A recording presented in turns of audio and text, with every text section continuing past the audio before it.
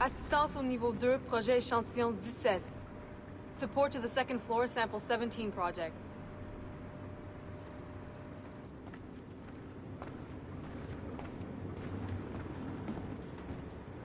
Keep it to 3-hour session.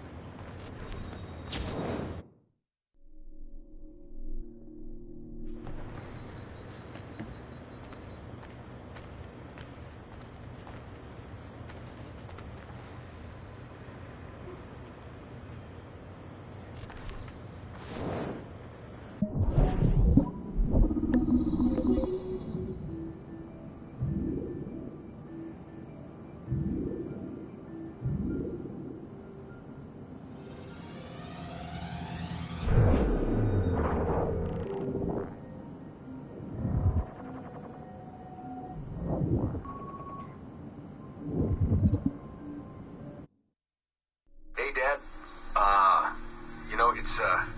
It's funny. I have this memory of you, one I keep coming back to, and I always think about it when I'm working or just before going to bed, because it sort of calms me, I guess. I was 14, I think, and you were trying to teach me how to walk with a light step. Remember that? How to be mindful of how much noise I made when I moved around. Simple stuff. Stuff I understand now, but back then, I gotta tell you, I thought you were just being an asshole. You told me you were gonna go up to your room and sit with your back to the door and read a book. And you wanted me to wait at least 15 minutes and then sneak up there and tap you on the shoulder without you knowing. I even remember the book you were reading at the time, the one by Captain Johnson. And you warned me that if you caught me, we'd have to start all over. Then you went upstairs. And I waited. I waited, and I waited, and I waited. I waited 4 hours before deciding to go up. And even then, it took me 20 minutes to get to the foot of the stairs. And another 30 to get up them. And then 10 to get down the hall, and there I was at the door and peeked into your room. And I was so hoping that you'd be asleep. But no, you were still reading, and I just about shit myself. But 10 minutes later, I was just 5 feet away from you. And that's when I remember setting my foot down. And you flinched. Ever so slightly. You flinched. I thought maybe I'd imagined it, but I knew you'd heard me. You didn't say anything. You just checked your watch, you reached for your drink, you took a sip, and then you kept reading. But I knew I'd failed. You didn't say anything. I didn't understand why. Then I lunged and tapped you on the shoulder, and you turned around, and oh, fantastic, you said, and you scooped me up, and you gave me a big hug, and I didn't say anything. But Dad, I was so pissed off. I wanted to scream at you. I failed, and you knew it, but you said nothing. And I stayed mad for weeks. I thought you were patronizing me. But maybe you decided right there that I was never going to be the man you wanted me to be.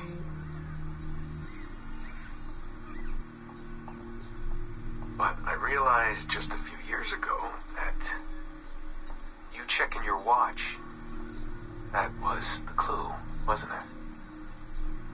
You let me win because I had been so patient. I guess that impressed you. You know, maybe at that moment you thought it might be better to be my dad instead of my mentor. I don't really know. Maybe for you they're one and the same. You know, either way, I'm happy to know that both my mentor and my dad are looking out for me that day. I didn't understand that then. I think I do now.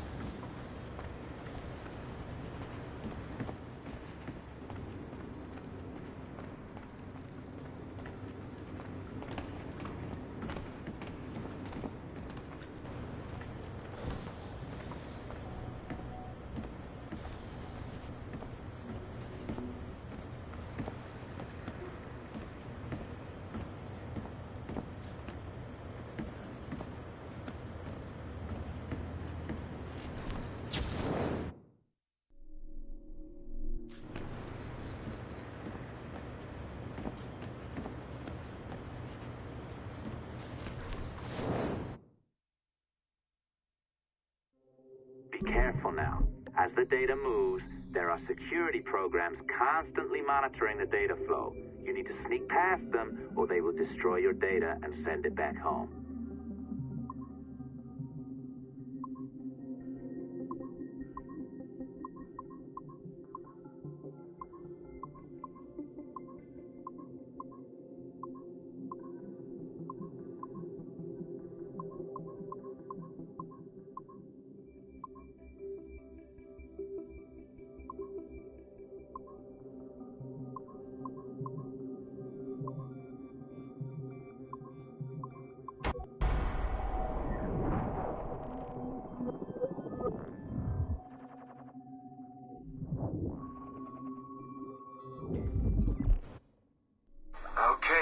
It's been a few weeks since the last recording.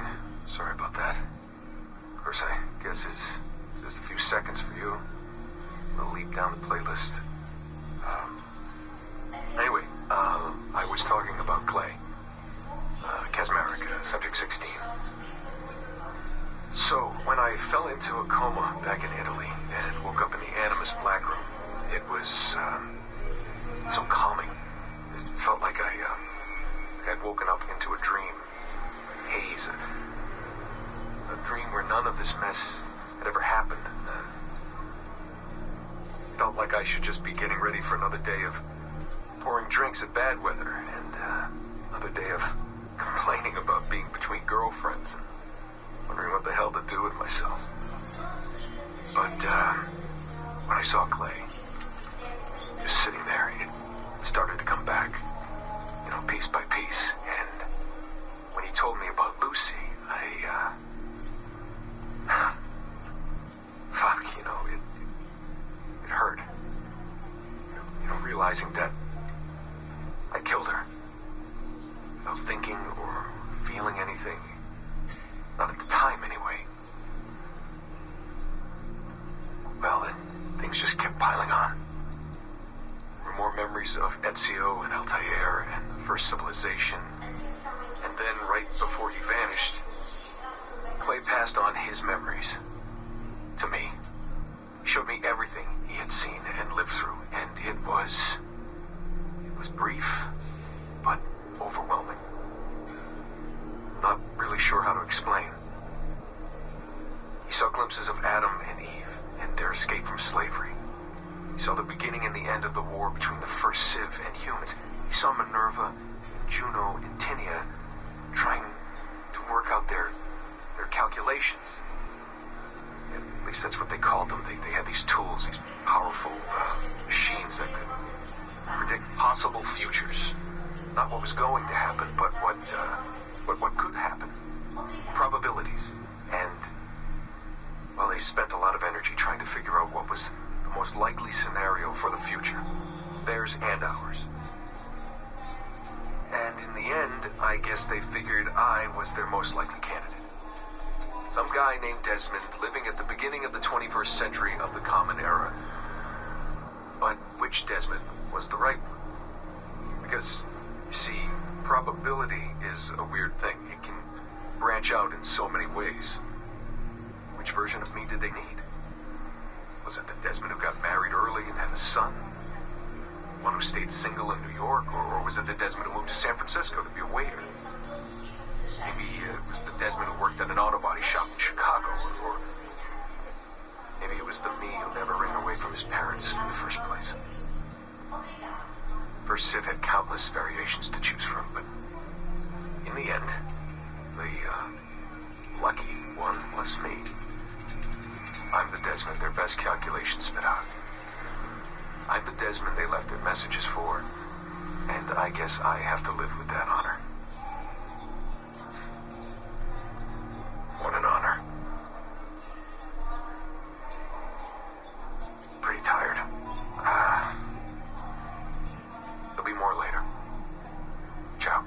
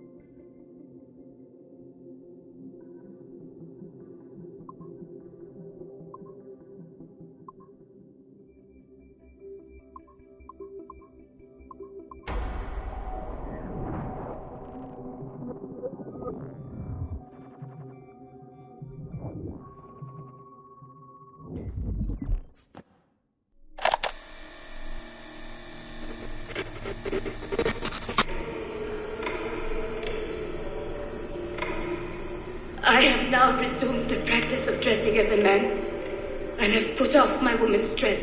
Why did you take it? Who made you take it? I took it of my own free will, with no constraint. I prefer a man's dress to a woman's. You made an oath, Jeanne. You swore to never again dress as a man. I never meant to swear that I would not resume the practice. Why have you done so? Because it is more lawful and suitable for me to return to the practice of wearing a man's dress, being always among men, than to have a woman's dress. I have resumed it because a promise made to me has not been. How is he? Hour 3, doing well. Are we still in 18th century Hungary? No. His connection is so stable, he's jumped between a few ancestors today. We're in 15th century France now. Turns out he's related to one of Joan of Arc's executioners. Surprise. Eileen, yesterday Vidic asked me to help him work out some of the bugs in his audiovisual renderer, and I told him... No. Come on, Satish, not you. It wouldn't be permanent. A few months at most. Months? That will kill every ounce of momentum we have. It won't, I promise. Honestly, I think this could help us. If I can get a look at what these people are doing, we could... Come on. He's trying to pull you over to his side. Don't you see that? He's luring you with quick victory and prestige. That's not what this is about, honestly. I need to get back to work. Eileen, I'm sorry. Do what you must. I'll survive.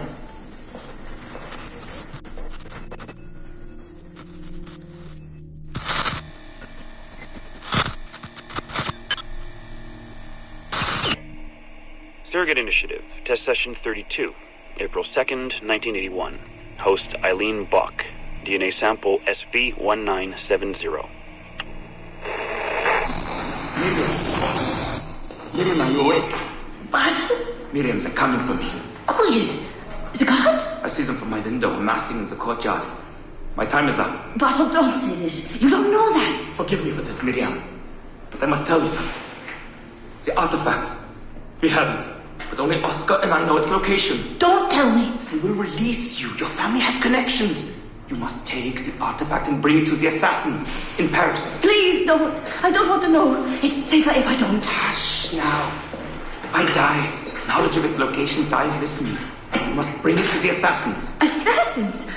I don't understand. The spire of St. Petrus. No, I don't want to hear. Cell 7!